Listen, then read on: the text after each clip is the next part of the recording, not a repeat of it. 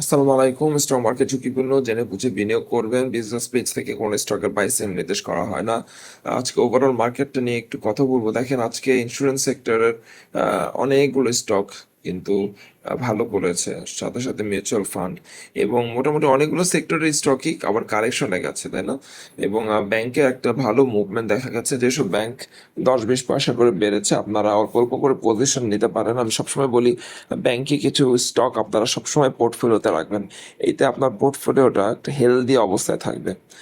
তো সব টাকা দিয়ে ট্রেডিং স্টক ট্রেড করার তো একটা প্রবলেম, সেটা হচ্ছে আপনি আমরা সবাই হয়তো এক্সপার্ট ভাবে ট্রেড করতে পারবো না। অনেকে আমরা যারা ভিডিও করি তারা হয়তো এক্সপার্ট ওয়েতে একটা স্টক নির্বাচন করি, বাই সেল করি। অনেক সময় স্টপ লস নেই।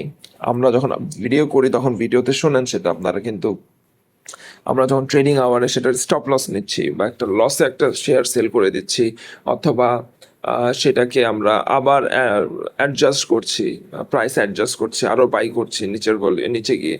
তো এই জিনিসগুলো কিন্তু আপনাদের সাথে আমাদের স্বভাবতই ডিসকাস করা হয় না, তাই না?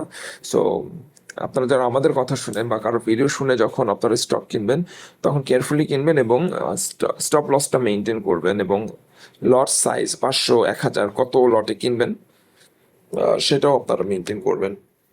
যে কথাটা বলতে চাচ্ছিলাম, যে ব্যাংকে কিছু কিছু স্টক কিনে রাখবেন সবসময় পোর্টফোলিওতে। ভালো ব্যাংকের কিছু স্টক সবসময় পোর্টফোলিওতে রাখার কিছু সুবিধা আছে।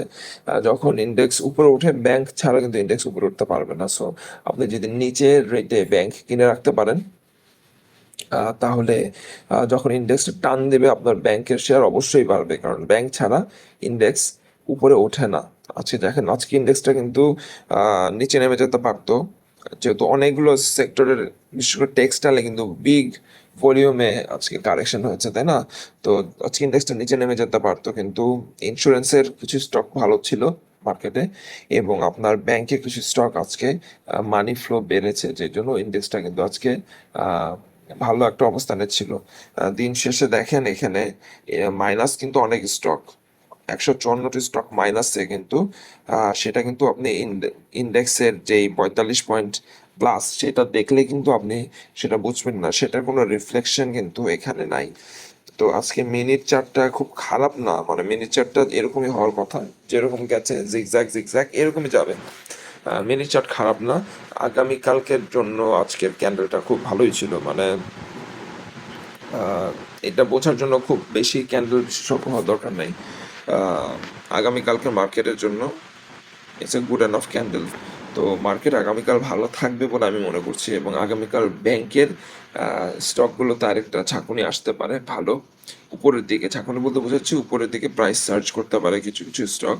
আর এমনিতে বেশ কিছু স্টক তো আপনারা দেখছেন মার্কেটে প্রাইস বাড়ছে। আহ, সেই স্টকগুলো আপনারা যখন কিনবেন, মানি ফ্লোটা দেখবেন যে আসলে মানি ফ্লোটা ঠিক আছে কিনা, এবং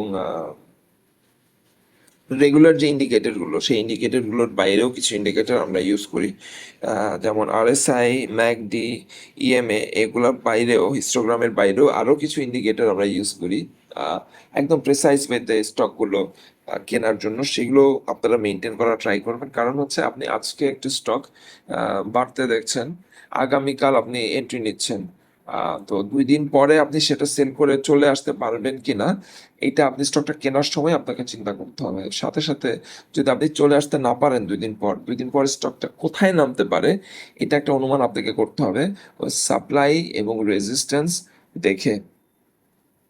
ওকে, সাপ্লাই এবং রেজিস্ট্যান্স দেখে আপনাকে এটা আগেই চূড়ান্ত করতে হবে যে আমি কোথায় এই স্টকটা থেকে এক্সিট নিতে পারবো। আর যদি আপনার নিজের ওপর কনফিডেন্স থাকে যে না, এটা এখানে আমি এক্সিট না নিলেও আই ক্যান ম্যানেজ, আমার সেই পরিমাণ ফান্ড আছে যে আমি এটা নিচে 2 টাকা নিচে গেলেও বা 20% নিচে গেলেও আমি এটাকে আবার বাই করে অ্যাভারেজ করে আমি উপরে চলে আসবো, তাহলে অন্য হিসাব।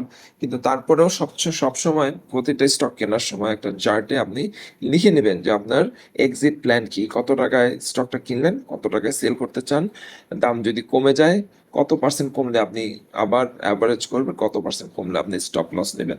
স্টপ লস নিতেই হবে সেটা আমি বলছি না, বাট স্টপ লসের একটা প্ল্যান থাকা ভালো। সো দ্যাট আপনি জানেন যে আপনি কতটুকু রিস্ক নিচ্ছেন, এবং ক্যালকুলেটিভ রিস্ক নেওয়া ভালো। ইন্ডেক্স আজকে যেখানে আছে সেখানে গত 1 বছরে কিন্তু ছিল না।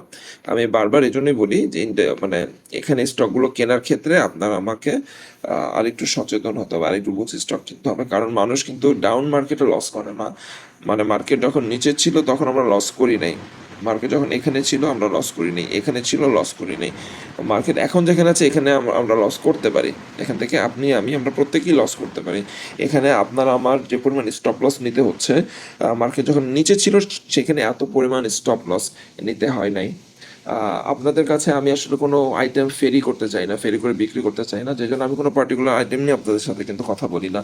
আমি আপনাদের সবার আহ, ভালোটাই বলি আর কি। মানে আমি আমি যেভাবে মার্কেটটা চিন্তা করি প্রতিদিন, সেই ভাবনাটাই আমি আপনাদের মাঝে শেয়ার করতে চাই, আপনাদের সাথে শেয়ার করতে চাই। এইটার জন্য আসলে আমার গ্রুপে আসার দরকার নাই, মানে এই নলেজ শেয়ারিং এর জন্য আমার গ্রুপে আসার দরকার নাই। এতটুকু বোধহয় আপনারা নিজেরাও জানেন, বাট তারপরেও আমি আপনাদের সাথে ভিডিও করে শেয়ার করি আমার ওভার দি ইয়ার্স আমার যে এক্সপিরিয়েন্স সেটা আপনাদের সাথে শেয়ার করি। অনেক স্টকে আমরা যখন এন্ট্রি নেই, সেই স্টকে এন্ট্রি নেওয়ার পরে যখন প্রফিট হয় না, তার মানে হচ্ছে মার্কেট আমাদের চাইতে আসলে বড়, মানে আমরা মার্কেটের চাইতে অনেক ছোট, যেই জন্য মার্কেট আমরা প্রেডিক্ট করতে পারি না, কিন্তু মার্কেট কিন্তু আমাদেরকে বিট করে দেয়। ইটস লাইক ধরেন বাংলাদেশ একসময় কিন্তু অস্ট্রেলিয়ার সাথে ক্রিকেট খেললে অস্ট্রেলিয়াকে বিট করতে পারতো না, কিন্তু এখন বাংলাদেশ কিন্তু অস্ট্রেলিয়াকে বিট করতে পারে। সো যখন বাংলাদেশ অস্ট্রেলিয়াকে বিট করতে পারতো না, তখন বাংলাদেশকে এটা মেনেই নিতে হতো যে আমি এখান থেকে শিখবো, এই টুর্নামেন্ট থেকে আমি খেলা শিখবো বা লেসেন নিব। তো এখন আমাদের অবস্থা হচ্ছে সেরকম, আমরা মার্কেট থেকে লেসেন নিব। আমরা সবসময় মার্কেটে কম্পিট করতে যাব, ঠিক আছে, তো মার্কেট থেকে যখন আমরা হেরে ফিরবো আমরা লেসেন নিব। এটা আমাদের প্রত্যেকের জন্যই সত্যি। আমরা যত বড় অ্যানালিস্ট হই, যত বড় ট্রেডার হই না কেন, আমরা প্রত্যেকেই কিন্তু এক্সিট প্ল্যান নিয়ে মার্কেটে ঢুকি, এবং এক্সিট প্ল্যান না থাকলে আপনি কিন্তু লাইফে সাকসেসফুল হতে পারবেন না। আপনি প্রতিটা প্রশ্নের উত্তর আপনি পরীক্ষার খাতায় দিয়ে আসতে পারবেন না। You must have an alternative plan, এবং প্রতিটা সাবজেক্টে কিন্তু আপনার সমান পরিমাণ দক্ষতাও থাকবে না, তাই না? তো এরকম ধরেন আপনি 7টা ট্রেড করলেন, 7টার মধ্যে 2টা আপনাকে স্টপ লস নিতে হতে পারে, আপনার সেই প্রিপারেশন থাকতে হবে। আপনার যেমন থাকতে হবে সেটা আমারও থাকতে হবে। কেন কথাগুলো বলছি, কারণ এখন মার্কেট যে অবস্থায় আছে, এই অবস্থায় কিছু কিছু স্টক কিন্তু আমাদের কাছে ফিডিং করা হবে। কোন স্টক সেটা এই ক্যাটাগরির হতে পারে, সেটা জেড ক্যাটাগরির হতে পারে, বি ক্যাটাগরির হতে পারে, যে কোনো স্টক হতে পারে, সেটা হচ্ছে আমাদের কাছে হয়তো ফিলিং হতে পারে। এখন সেই ক্যান্ডেলটা পরিপক্ক না হওয়া পর্যন্ত আপনি বুঝবো না। ওকে, অনেক সময় মার্কেট যখন ভালো করতে থাকে আমরা টেরও পাই না যে আসলে এত ভালো মার্কেট আমাদের যে ফিডিং করা হচ্ছে সেটা আমরা টের পাই না, কিন্তু যখনই মার্কেট একটু স্লো হয়ে যায়, একটু সাইডওয়েজ হয়ে যায়, তখন আমরা টের পাই যে আসলে এইখানে আমাদেরকে একটা ফেক ক্যান্ডেল করে ধরিয়ে দেওয়া হয়েছে। আমি আজকের ক্যান্ডেলটা আমার কাছে ভালো লাগছে, গত 2 দিনের ক্যান্ডেল, বুলিশ ক্যান্ডেল, মানে এর চেয়ে সুন্দর ক্যান্ডেল আর হয় না। আপনারা স্টক কিনবেন, অবশ্যই কিনবেন, কেনাবেচা করবেন, কিন্তু ওই যে আমি যেটা বলছি, কেনার আগে মানি ফ্লোটা দেখে নেবেন, ভলিউম ইন্ডিকেশনগুলো দেখে নেবেন, এবং রেগুলার যে ইন্ডিকেশনগুলো আমরা ইউজ করি, আরএসআই, ম্যাকডি এবং ইএমএ, হিস্টোগ্রামের বার, এগুলো যখন আমরা দেখি, এর পাশাপাশি আরও কিছু ইন্ডিকেটর আছে যেগুলা ডে টু ডেতে আমরা ইউজ করি। সেই ইন্ডিকেটর, সেই ব্যান্ডসগুলো আপনারা ইউজ করে আরও প্রিসাইসলি ট্রেড করবেন আশা করছি। যারা পোর্টফোলিও ম্যানেজ করতে চান, আমার নিচে নাম্বার দেওয়া থাকবে, যোগাযোগ করবেন। আসসালামু আলাইকুম।